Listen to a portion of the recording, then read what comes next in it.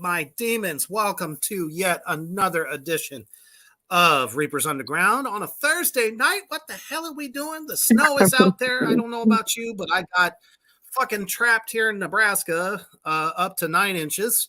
It sucked. I couldn't go out and do shit, so I cleaned the house. Yeah, it was pretty rough. It was pretty rough, but I thank y'all for joining us tonight for this awesome, fantastic interview.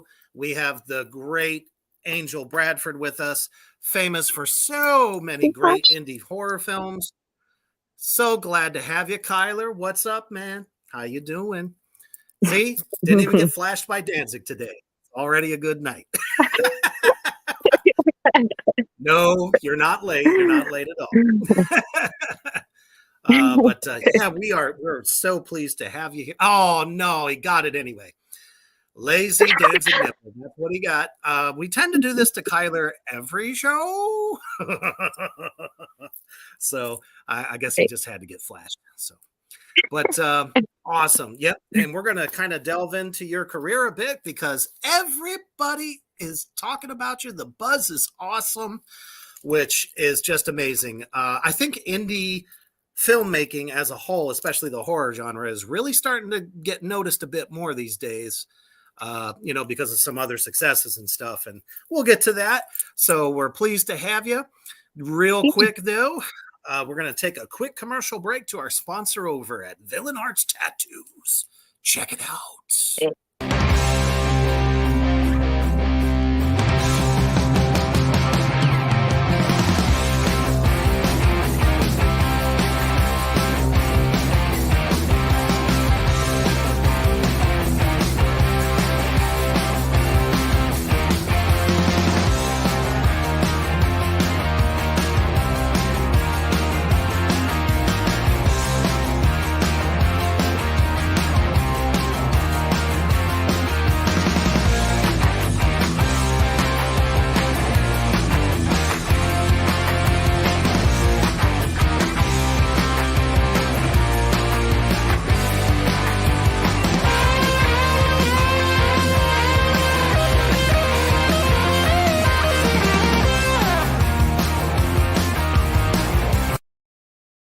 Hell yeah, that's right, everybody. Villain Arts puts on one of the best tattoo conventions I've ever been to and very much honored to be a part of, as me and Mischief will be there yet again, only this time in Chicago next month. Come on down, hang out with us, take a picture, maybe buy a picture. We'll sign it for you. Have some fun with us. That's what we're talking about. It's more than just a tattoo convention. Yep, I saw that while we were in the commercial break. And Kyler, I am so sorry that gang has actually sent that to your DM. Now it is unescapable. So we are back with the wonderful Angel Bradford. And just to kind of take a look at some of what she is known for. Yeah, that kind of says it all right there. I think that photo is iconic. Hopefully you got it somewhere, framed on your wall. Not yet. Sure, not yet. Okay. I don't have enough room in my house right now. Like my house is like very homely, very small. And I'm like, I keep a lot of props and stuff from movie sets and I just have no room for anything. Oh, I understand that. I would just be amazed at the collection you have by this point. There's so much stuff. So you've kind of, I don't know, you've kind of done it all, really. with so many things in either pre-production, post-production. You're very known for this particular one here, Desperate Yeah. Souls. I Slaughter on the Set. definitely want to talk about Desperate Souls for sure, because that Moira was definitely the most intense role that I have played. Oh yes, we're the definitely going to get the to that. amount of yeah. For sure. Actually, why don't we go ahead and, well, let's start at the beginning. How did you get into all this? Was acting always something you wanted to do, or did the special effects work come first and just kind of led you there? So the special effects kind of came first. I mean, when I was younger, I had dreams of, being an actress, but something that always drew me to horror movies, was the creative aspect, the creatures that were made. Creepshow is one of my favorites, Fluffy. I freaking Oh, love Fluffy. But movies like that really just inspired, my creative side. So I've been a self-taught makeup artist ever since like middle school. And wow. I was gonna go to school for veterinary medicine, but life happens and things end up changing. Go a different path, and COVID really actually kind of jump started my career in the indie industry because I had the time to practice my special effects and share them on Facebook. And a director named Brad Thomason had ended up reaching out to me and asking if I wanted to do makeup on a movie called Backwoods Bubba. And that was the first movie I ever did Yeah. makeup on. I was so nervous. And, I can only imagine when you're in the hot seat. yeah, and everybody, is there watching you. And it was very nerve-wracking, but every experience is a learning experience, Oh, and absolutely. when I look back to the first time I did makeup to the makeup that I'm doing on sets now, it's the difference is impeccable, and just the amount of people that I've been able to work with in this industry, Jamie Apple, Ariel Stafford, like just people that know what they're doing. Beth Metcalf, she's amazing. I've just met, Absolutely. incredible people and learned so much from them. But yeah, the the special effects kind of transitioned into acting, and I caught the acting bug for sure. Yeah, I mean, it's one thing to make all these horrific creations that we love so much.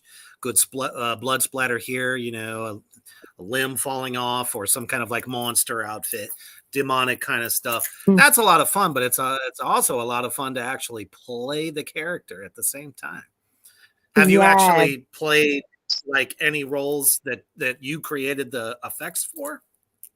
Um, I did well in Night of the Axe. I actually decapitated myself. I Oh, helped with the shit. special effects on that. Yeah, and it's a little freaky, you know, seeing your head floating around in a hot tub. Absolutely. That gets a little hairy, so to speak. Right. I was actually going to ask about that film, like what the premise was, or Oh, the yeah. overall plot. So Is it basically, like a you have mystical an hex? escaped. Yeah, you have an escaped mental patient who basically just goes after these teenage, kids that are partying and just having a good time. And it was a little nerve wracking too for that because I actually stripped down to the nude fully for that role. In true And 80s fashion. oh yeah, you can't have the 80s without nudity. You know what I'm saying? To have you got to have something in there. So I Oh, definitely, nobody would pay for my big ass, had trust balls for that. me. I severely But doubt it. No, it was fun. I thought it was special on that set, and Well, that's even good. though I did, strip down, it was cool. I bared my all, and here I am. Well, that's good because so often you hear horror stories, of on set and people not being mature enough to handle it. Right. So that's really good. Yeah. Yeah. So how do you end up decapitating yourself though? Well, it took some time. I had some help from a couple makeup artists here in North Carolina, Jeff and Brandon, who made a cast of my head, and I ended up Mhm. painting it and putting a wig on it that looked like me. And the director and I had some fun trying to rig up the the squib to get it to where it would like decapitate and like blood spill all at the same time. It was Oh interesting. yeah. But again, it was a learning experience. But nonetheless, it came off and it came off great. So It I definitely did. will have to check that one out because I'm still kind of a child of the '80s, so that era of horror will always forever be big. Even though I was a little bit more drawn to '70s horror as well as the Yeah. great Hammer productions in the '60s and the late '50s. Those were really kind of my favorites. And then the Yeah. '90s kind of changed things a little bit, but it definitely sounds like some of these films kind of is an homage to that era, especially with this one here that I was going to ask you about. Bloody Hooker Massacre. I mean, that's got We have 80s written not over it. filmed that one yet. Oh, okay. Yeah. Yeah. But does it kind of have that That one will feel, be. just kind of, based on the title alone? It does. Yeah. And Dwayne actually, he was the first director to actually give me my like acting start. He had Ah, asked me to read well, as that's an good. understudy for another actress, and I sent in my self tape, and he made me the lead role of that film, which is called Slumber Party Slaughter Party 2, and should be out sometime this summer. Ah, that's awesome. Yeah. So I can kind of already get the premise of that one a little bit. Is it kind of a slasher film? Yes. Oh, okay. Yeah, I thought so. Awesome. Got a question for you from my wonderful demons out there in the comment section. He asks this question all the time. What is your favorite scary movie? Gosh, that's such a hard question because I mean, there's Mm-hmm. so many that I love. Honestly, I always go back to Amityville 2, The Possession. Ah, that was a good one. Yeah. Yeah.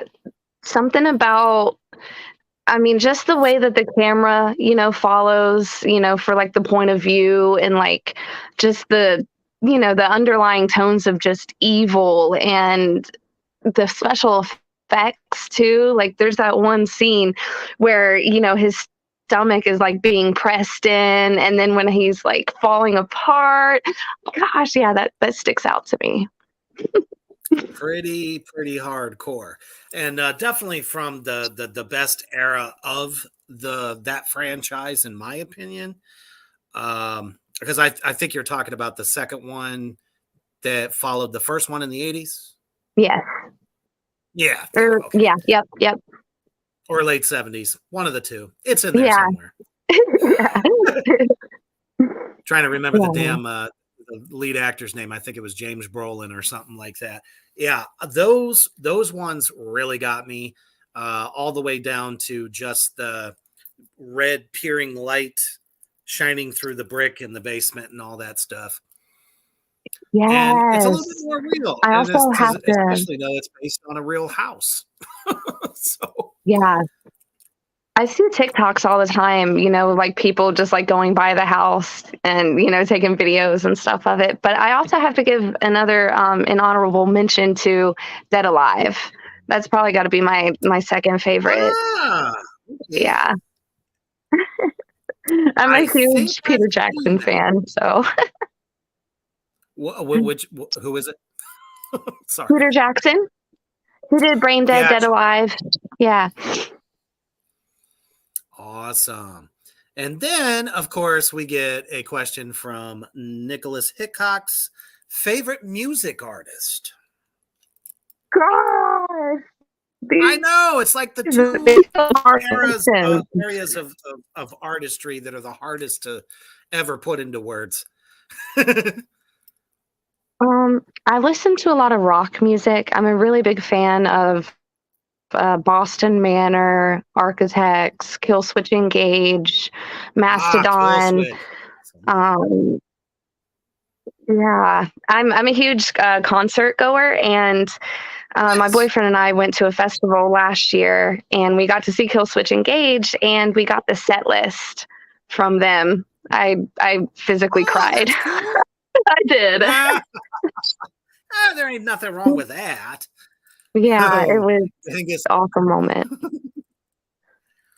absolutely. Genghis wants to know if she likes Evanescence. I I do. I do like Now Evanescence. or from the beginning? I prefer earlier Evanescence. Okay. Yep, you're right in line with Genghis on that one. Yeah, I'm known for death metal. I'm a drummer as well as what everything else that I do now.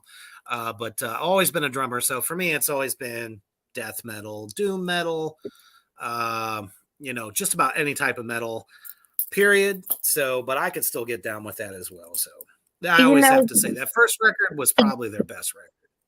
there are So many hits. album covers. There are album covers that haunted me as a kid, but they didn't haunt me enough to stop looking at them. But the Cannibal Corpse album covers were always just You like should have been able crazy to and bloody and derive gory. the inspiration. It was, I but mean, . which is very funny considering most of those guys are fucking vegans. They don't even eat meat, and here they are twisting flesh up and all this stuff. So it's kind of funny. I did But not know that. yeah, most people don't know it. I don't think that Corpse Grinder is, because I mean that guy's a raging Hulk. But everybody else is kind of like real fit and all this stuff, and it's like, oh, but you're talking about zombies tearing faces off and guts coming out, and you think Yeah, they're savages or something, you're right. But for an effects artist, I would think some of those album covers would inspire some creations. Yeah, and I'm pretty sure that they did. Some of them stuck with me. Another really cool special effects that I loved was like Pumpkinhead. I love Mm. Pumpkinhead. Always going to be a huge favorite for me. I'm Yeah. a big Lance Henriksen fan. Mhm. My favorite movie of his is The Horror Show. I always thought that was the best one. But he was so good in that, especially with the whole vengeance in the eyes thing. I'm like, he sold Oh that yeah, shit so good. You know what I mean? yeah, But the creature effects, for it to yeah. be practical and shit, Fantastic. that was Yeah, amazing. yeah. The 80s Agreed. was not known for all this, electronic stuff and digital work. It was mostly practical. So do you prefer practical over that digitized stuff? Most definitely. I think tons of brain power goes into special effects makeup. Artists have to improvise all the time. Things can go wrong on set. People have allergies, so you Oh definitely have to be God. very quick on your feet, as a makeup artist. I've been pretty blessed so far. Most makeup that goes on my head doesn't break me out. I mean, Yeah. if I wear it for too long, it does start to itch. But even with latex and different compounds and stuff, because I'm known for, wearing a different set of horns every now and again. I played the devil in a music video a couple years back. So, it just never really bothered me until I have to rip it off. And then my skull cap feels like it's coming off. Yeah. Some people actually really like that feeling of like the latex coming off. I might be one of those when people. It's going slow, yes. Until you find that one person that asks you, "Hey, can I take that off for you?" And they just go, Yank. "Oh, it's like a fucking Band-Aid coming off your skin that was like on there with duct tape or some shit." So, Sure. my goodness, but yeah, I mean, your love of attention to detail and the work that you put into these creations. I mean, you got an award from Tom Savini. What the fuck was that like? Yeah, that was very surreal. That's definitely my moment of like I kind of made it, that was the first prosthetic that I ever made, and the model, my good friend Clarence Adams, he pulled off the character attitude and everything very well, and it was just great. It was surreal, and I'll never forget that moment ever. My goodness, I'm sure you got like a full-blown poster like of the picture. Just blow it up. You gotta be proud of that shit. So Yeah. can you kind of describe for everybody out there that might not have seen this prosthetic that you made, just so they get an idea of what you did there?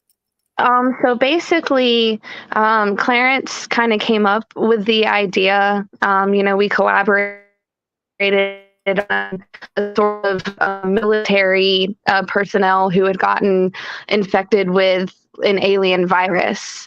So he still looked humanoid, but the prosthetic that I made had 3 eyeball shapes in it. And what I did was I took a Mountain Dew bottle and cut out 3 shapes that kind of look like eyeballs. And then we used like a window tint to go over it. So he was still able to see out of the eyes, but they had that reflective, surface. And painted in blue. I used bubble wrap, big bubble wrap, awesome. fluid. So whenever you squeeze them, the stuff could come out. So yeah. Oh yeah, that's really realistic. Wow, you heard it here, folks. Sometimes you just find stuff lying around the house that you never thought could be used as special effects. And, sometimes, especially during, the Halloween season, people come up with like all these different like outfits and shit. And actually get pretty creative based on, like you said, just stuff lying around the house there. Yeah. And the next thing you know, Tom Savini's going, "You won." Yeah. Now, tell me true. Is he a pretty laid back guy?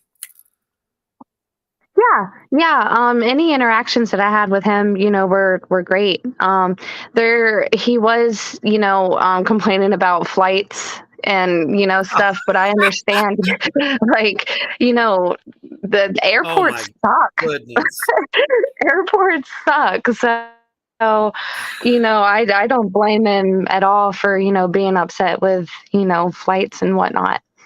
Sure. Not to mention one day you have a really good price and like 2 hours later you have a horrible price. Right. So it's like, you're damned if you do, damned if you don't. Yeah. It was really cool though. He really took a lot of interest in watching, all the artists while they were doing the contest. He came up and was, observing and seeing how people were applying their prosthetics, etc. And it was just it was cool. He wasn't just like there. He was taking an active interest, in what was going on. It was really appreciated. I could only imagine because it's kind of like, he's got all the fucking wisdom, 30 plus years experience. And, he gets to be in a chance where he can see what other people are doing. And I'm sure it just helped, made things pop even more. I bet you made you fucking nervous, though. It did. You had to be sweating at some oh my point. gosh. Oh my gosh. Yeah. Oh, I was definitely sweating, man. It's like you're in the presence of the Dark Lord of special effects. I mean, that's how I would feel if, like, the drummer of Behemoth or any of my drummer heroes from the last 20 years, 30 years, be like, oh shit, I better not fuck up. Right? Yeah. Awesome. All eyes on you. Yeah. Even more so at the moment, because we're going to take just a quick short break as myself and my new band, Iron Serpent, dropped our first single a week ago. And holy shit, thank you all for supporting it. And if you haven't caught the new lyric video, check out a quick clip of it on Kingside Records YouTube right now.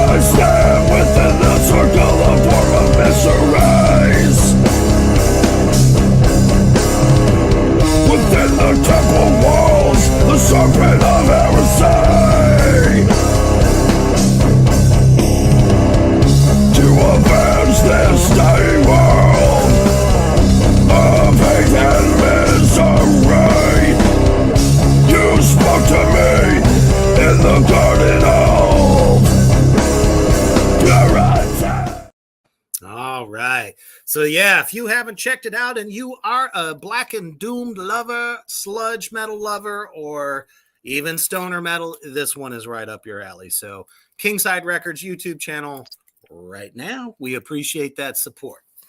All right.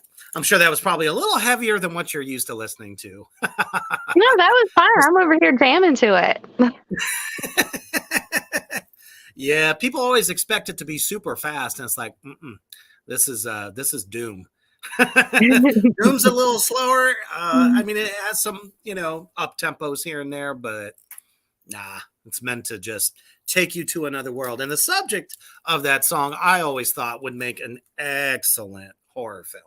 And that's on the deity of Zoroastrianism, which is a kind of a dead belief practice that was practiced in Iran before Christianity was ever thought of. And the deity's name is Ahriman. He was the god of vengeance. And if they needed a cleansing to cleanse the earth of bad and the wicked, they would call upon this demon to wipe everybody out. So always thought that would make a good subject for a horror film. Yeah. I get into dark shit like that, so obviously. Right on. All right, so let's get into Desperate Souls. This has been quite a big film for you, as I understand. Yes. We just wrapped up filming. We did 98 pages in 7 days. Holy shit. Yeah. It definitely, the whole team, like, we couldn't have done it without each other. I'm so proud of everybody. A lot of tears and sweat and fake blood, went into making this. And I mean, it's incredible. My character, just goes through a roller coaster of emotion in like almost every scene. And as an actress, it's interesting having to switch back and forth, so quickly between attitudes or moods. And that's definitely, this whole movie, I might just use this whole movie as my reel because there's every emotion in it. Yeah. So often, people wonder how the hell do you turn it on, turn it off at the drop of a hat? Yeah, It's kind of like, I don't know. I Is feel it like a kind of chameleon sometimes. for sure? What is Yeah, the it's like premise of your character? so Moira is a succubus, and she comes across a victim who she ends up falling in love with. So That reminds me of a basically, song I yeah. wrote 2 years Oh, really? ago. Yep. Now, are you talking about a succubus in the demonic sense or in just like the human sense? Both. Both. Um, Okay, even better. yeah, and actually, the effects in this film all are practical. Jamie Apple from Poison Apple Effects created the horns, my wings, my teeth. Oh, damn, Um, y'all went all in. Holy shit. yeah, and it's definitely the most effects that I've worn, and I feel like a bad bitch. Like I I guess. cannot wait to show the world like Moira in demon form, because I was like, that's me. Like that's what? Right, because that's not exactly characteristic of you. No. And like Moira, she has so many, moments where she's like angry. She just hates and wants to kill, and like, that's not me. I'm a very happy person. So seeing myself, in that role it's crazy. Yeah, that's awesome. There was one film that I had seen a couple years back on Shudder. Surprisingly, it was called Porno, but it ends up being a film that they think is going to be one, but it ends up being like somebody shot the ritual for summoning a succubus. And in Okay. turn, by watching the film, she comes out of the film and then just goes around and starts killing everybody. Oh, cool. Yeah, Oh it's yeah, actually not bad. there's some pretty gnarly kills in this movie. Oh, I can only It's imagine. yeah, God, I want to say so much, but I can't. Everybody's just gonna have to wait. That's right. How about some of the films that I'd like to get our viewers who may not know your work, some of the stuff you're most proud of that's already out. If we can Honestly, touch there's on that. not a lot that's out right now. Unfortunately, there's so Oh much my that's still goodness. in post production. Um, Wolf I mean, Hollow that's has indie its film in general. yeah. Wolf Hollow has its premiere on April 1st. I'll Oh, be in nice. LA. I'll be in LA with Mischief. What's up? Filming. Um, Right for the Dead Place. that comes out. Yes. Yep. Very excited for that. Um, Martian Massacre is a film by Brad Thomason. It's on Tubi. Mothman, I had a small part in, is available on Prime. Night of the Axe is out for pre-order, Blu-ray, DVD. Um, yeah, mostly everything is going to be kind of in post-production throughout this year. Okay. Yeah, I think what a Yeah. lot of people don't realize that, people are looking for the ones that have made the film are looking for distribution and stuff like that. Places where they can put it on, whether it be, you know, uh, Amazon Tubi or or any kind of Prime. streaming service. It's a Yeah. wonder. Do you think they ever hit up apps like Screenbox or Shutter to see if they would carry it? Because they usually carry like the more campy stuff. Yeah. Uh, Um, I'm okay, I'm yeah, because not that was one thing I always exactly wondered. yeah, I'm not exactly sure, how the how the distribution process works. But I feel like, Tubi and Amazon, are fairly safe when accepting a lot of projects.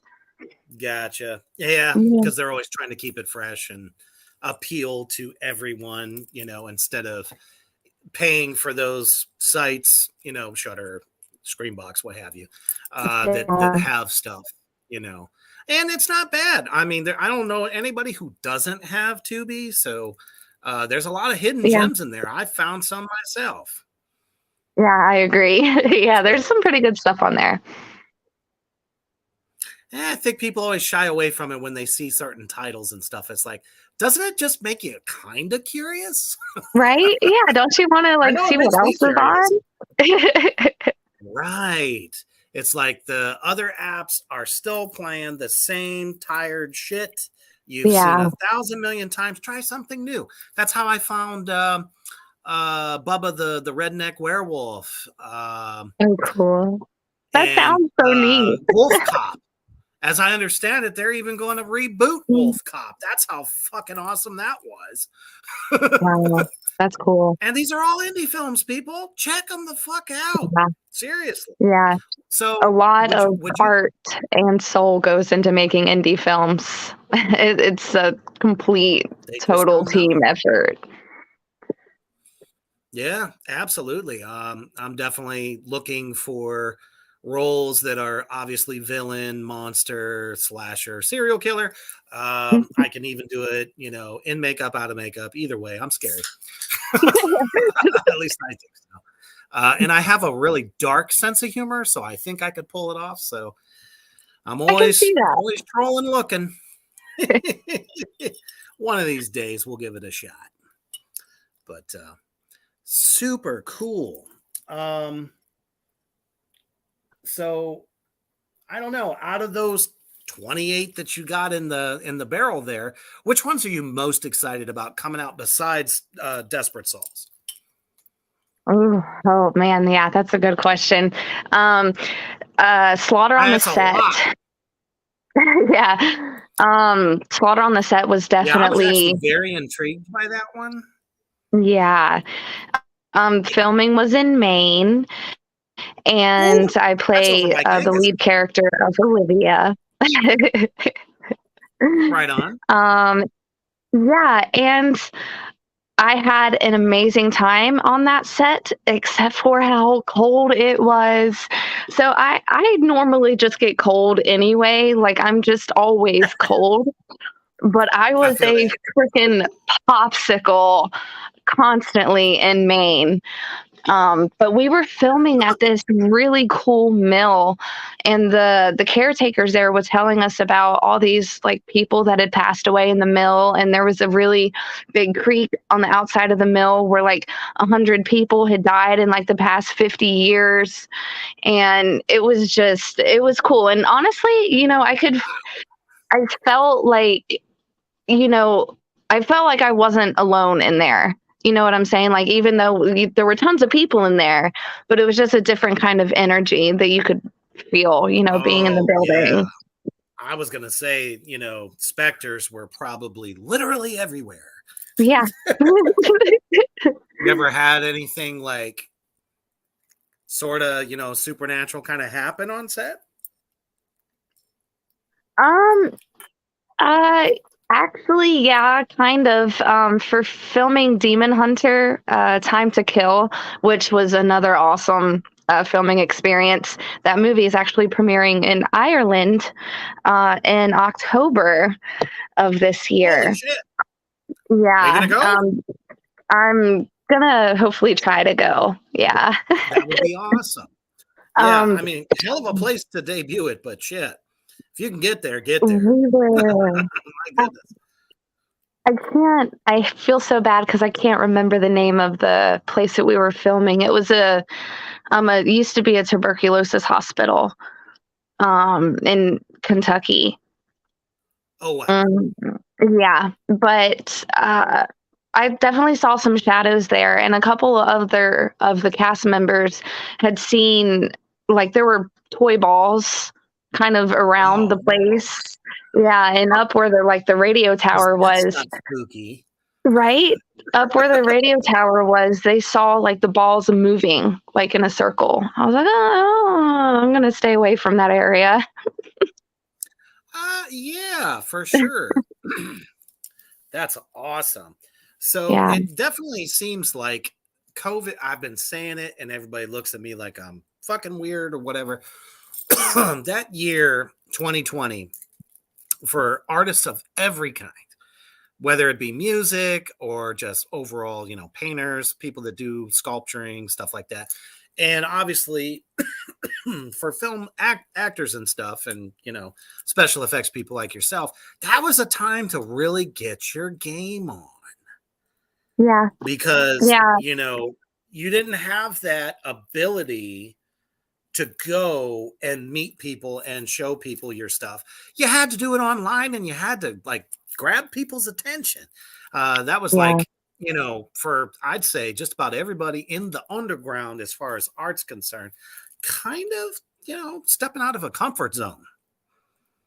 I don't know. Would you agree on yeah. that? Or did it Um, come natural for you? I I feel like it's kind of like two sides of the same coin, because I feel like, artists were impacted very heavily, having to stop Oh, being able to go and do makeup in person. And, so there was, the downside to it, but the upside to it was technology, and the fact for that sure. artists were able to adapt and learn how to, share their art digitally and, get their name out that way. Absolutely. And like you said, I mean, it got you noticed. You got to Yeah. work on that first film. Has that one come out, or is that one still kind of out in the Um, wings a little bit? so the movie that I first did makeup for, Backwoods Bubba, is out on Tubi, and so is Oh, okay. um, Martian Massacre, which I didn't do makeup for, but I did act in it. Um, and those are both by the same director, Brad Thomason. And Slaughter Party 2 should be out this year. Debbie Does Demons will be out Nice. this year. I'm hoping that The House That Eats Flesh will be out this year. I wanted to ask. I immediately thought of like I don't know, Cinemax like softcore films. What is the premise of Debbie Does Demons? I just got to know. I wanted to Okay, see if I was right. so I play Debbie, and Okay. Debbie is a host of a show called Debbie Does Demons, and she basically talks about, demons and ghosts and stuff from the Oh, past, okay. So kind of or like a if somebody paranormal show. local. Yeah, yep. So basically, my scenes, come into the movie as like a commercial, advertising Debbie Does Demons. Nice. Yeah. Until you come face to face with them? Is that kind Uh, of how that yeah. how that ends up working out? I end up having to go against a main witch who has been kind of reincarnated from the past. Uh-oh. Yeah. Cool. Yeah. Yeah. Vengeful witches are always good horror. I don't know why. They just are. Oh, for sure. Yeah. And Jessa Daisy plays the witch. And I mean, she's phenomenal. So I love her to death. So, Right on. So, mm, those of you yeah. listening out there in Three Witches Land, check the movies out that she just talked about, whether she did the effects for or acted in. They're on Tubi. It's free, motherfuckers. Check it out, please. You'd be doing everybody a great service. Seriously. And like you said, the people it's like they think indie film is you have a cheap ass camera that you bought at Walmart, you find some location, and it's all just willy-nilly thrown together garbage, right? That's not the Mm, truth. no. I mean, shit, I've had Jason, oh man, can't remember his last name. Jason Brooks, who also does special effects stuff, as well as now he directs and did the cool. Friday the 13th fan films, and some other folks in the same thing. Man, this is where it's at. This is what Yeah. the underground is all about. There is so much talent that I think people don't realize, and that's why I have people like yourselves come on to show everybody there's more out there than just what mainstream whatever you want to call it, puts out there and says, this is what you should be watching. You know, I don't care if a film has multi-million dollar, available to them to do shit, which we all know that half the time, all that money goes to waste because the film ends up being shit. It really does. Yeah. And indie horror, I mean, we saw what just happened with Art the Clown in Terrifier 2. Yeah. You know what I mean? So how has that changed you? It's like, every time you're being talked about, you're being written about, you're showing up in Dread Central. Actually, yeah, we can talk about that for a second here too. If I can find it. Here we go, Reaper. Ta-da! There you are in Dread Central. What the fuck was that like? And again, we're number 13 top creators. Yeah, right? It's again, it's another surreal experience. I've been through a lot, and sometimes I don't feel like I deserve, like the good things that are happening in my life. But I feel like that every day. I tell my I wife take I'm the luckiest man on the face of the earth every day. For sure.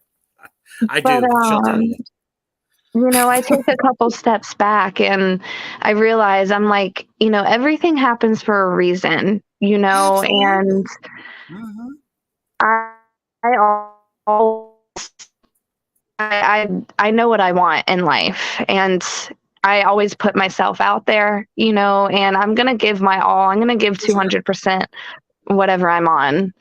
And I'm just I'm just grateful. I never expected my life to be where it is now, and I'm just very thankful for all the support that I have, and I never expected it, and I love you guys, so thank you. Yes, because it's the fans like you out there watching right now that make all this possible. It could be where we see one of your features go, into a theater at some point too. As a matter of fact, I think you just got picked up for another one as well. I thought I may have seen it on Facebook recently under an announcement somewhere. Yeah, I have the God of War fan film that I'm a part of, and also Arcadia. Scream Dream is coming up, and I've been sending, auditions in left and right for other stuff too. And for any would-be actor or actress out there maybe watching right now, what do you recommend for them to do besides, trolling Facebook, groups and IMDb, because, there's a lot of posts in there too. But do you have any kind of like advice for them? Don't be afraid to go out of your comfort zone. If you come across, a casting call that fits your age, but maybe is kind of a different role or something, just go for it. You never know what you're capable of until you try. And also don't be afraid to reach out to people and ask questions. I've reached out to people asking for help on my resume, or how to make my reel better. So I don't think any question is a stupid question. Everybody starts somewhere. Absolutely. So, I mean, like I said, folks out there in Three Witches Land, priceless wisdom that you would not otherwise get just from looking around. But sometimes it starts there, doing your research, talking to people, and, finding some way in. Because, I mean, it just kind of, one day you may get a shit ton of no's, but there might be that one yes that leads you to something you never thought would be possible. Yeah.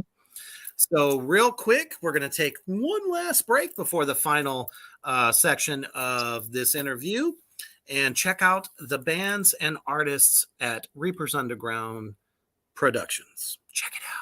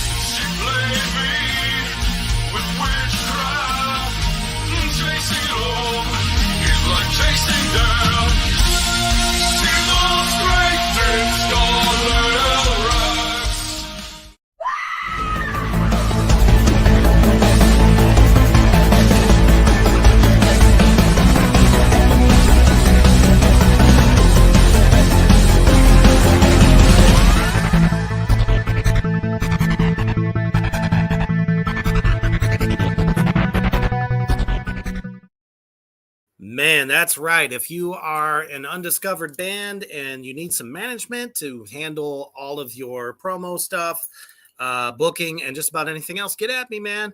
I will check your shit out. If I think you got what it takes to get to the next level, I'll take you on. And that goes for just about any type of artist. And as a matter of fact, October Noir has a new single, and it is fucking insanely awesome. Let's roll that real quick for Forever Haunt, coming out March 31st.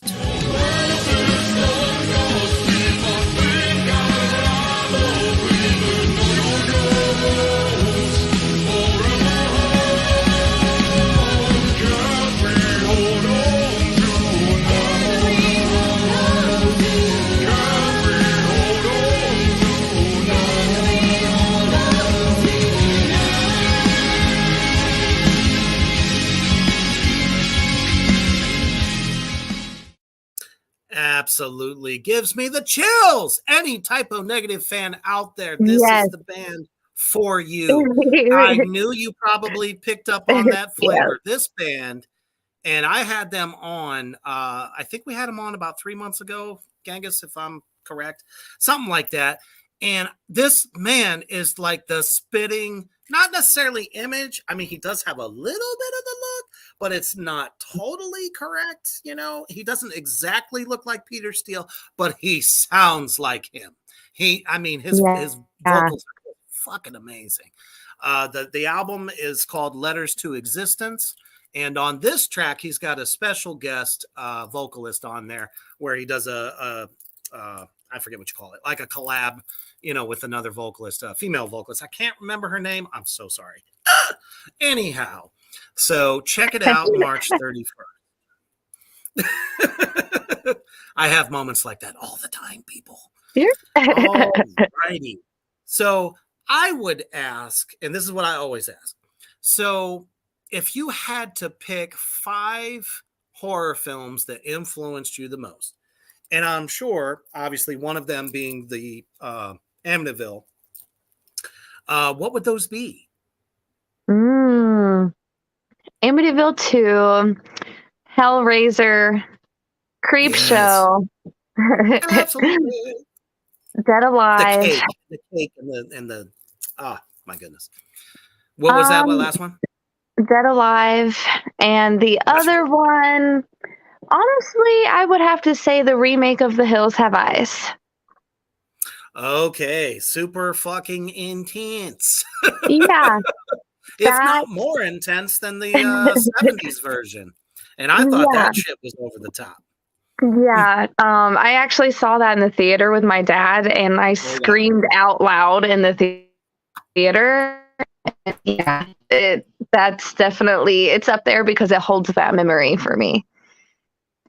Gotcha. And is that where you discovered your scream? Oh no, did we lose it? Maybe that could have been the Okay. start. That could have been the Because start. not everybody knows if they have what it takes to be a scream queen. And I'll tell you, I've heard a lot of people, Tara Reid, try to scream in terror, and it just sounds horrible. But yours is quite good, obviously. So, is there anything Yeah. that you choose specifically to do that? Is there what now? Sorry, I didn't hear you. Anything that you channel specifically to get that real scream of terror? Or does it just come naturally? It just comes naturally. You are one of the lucky ones. Yeah. I don't know.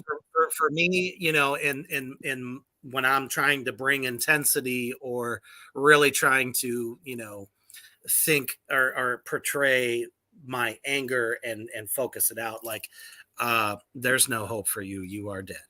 Yeah. I am thinking of people that I have always wanted to knock them out, and that usually works. So that's my secret.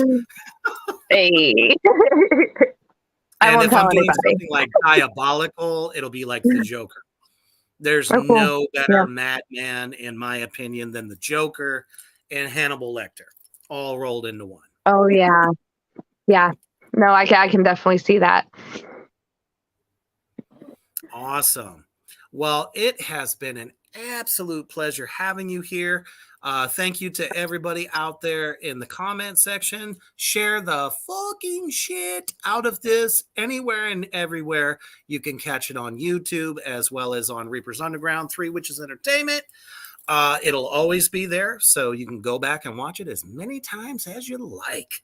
So what is your message you want to leave with everyone that maybe you have made new fans?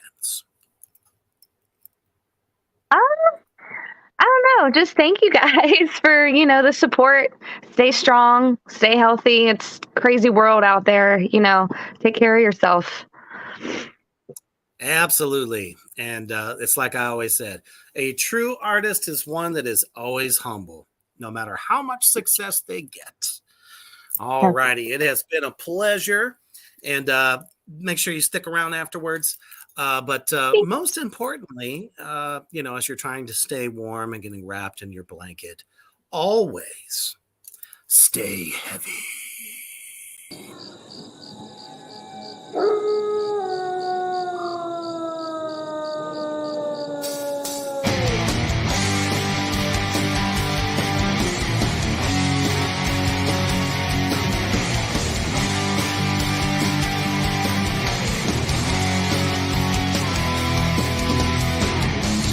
Corpses rotting in this wasteland.